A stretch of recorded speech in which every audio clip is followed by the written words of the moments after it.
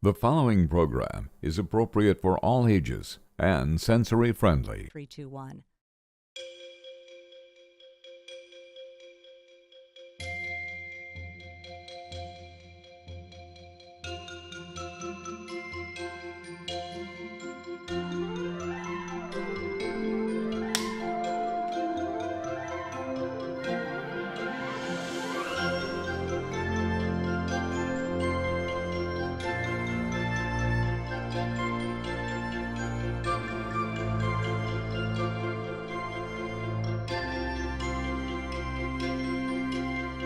From the studios of the Autism Channel in Palm Beach, this is the Autism Channel World News with Tracy Cooper.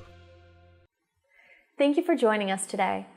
If you're in the Houston area, there is an event you won't want to miss.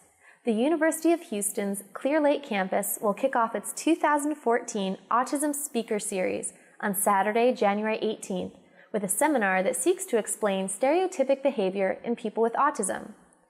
Stereotypic behavior, also known as stimming, is the set of repetitive behaviors that often characterizes autism.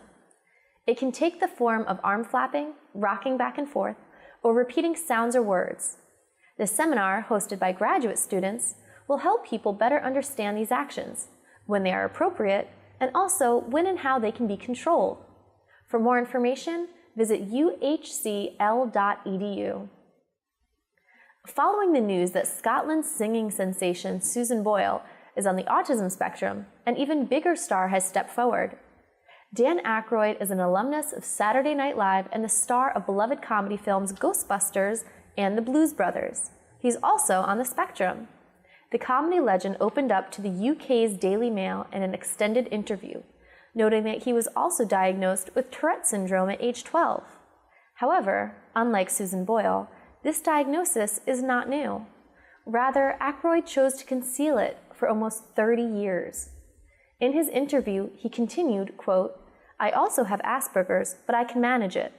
It wasn't diagnosed until the early 80s, when my wife persuaded me to see a doctor."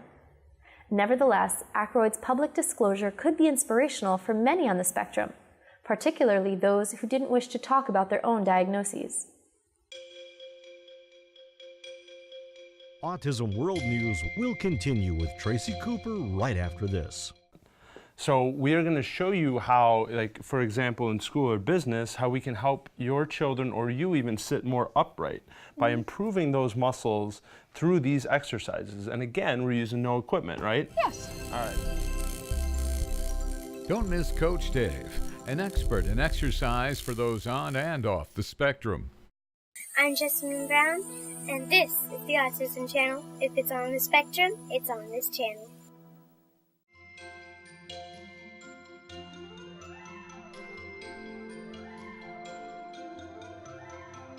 Here again is Tracy Cooper. Our daily look at autism news takes us to 3 different locations with a lot in common: Minnesota, Sweden, and Somalia. The Twin Cities of Minneapolis and St. Paul, Minnesota, have long been the home to many immigrant groups. Traditionally, this has meant Northern European ethnicities like Norwegians, Swedes, and Germans.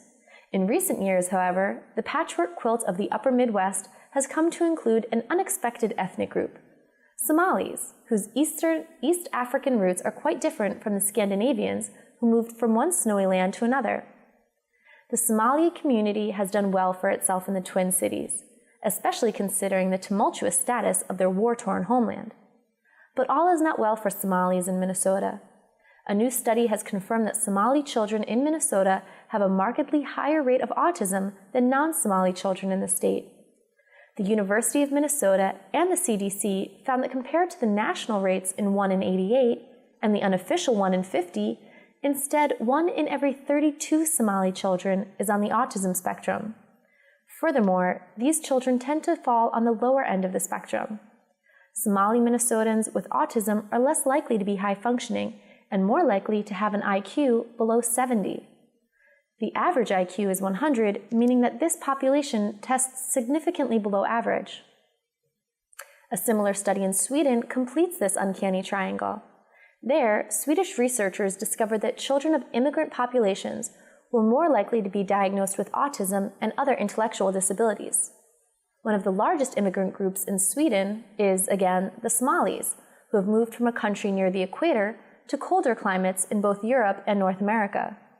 Interestingly, Minnesota's own Swedish population is so large as to be associated with the state's unique culture, a culture of tolerance and pluralism that could be uniquely suited to marginalized immigrant groups. With the parallels between Sweden and Minnesota and their similar effects on Somali children, this is a study that asks as many questions as it answers. That will do it for today on the Autism Channel World News. Thanks for watching.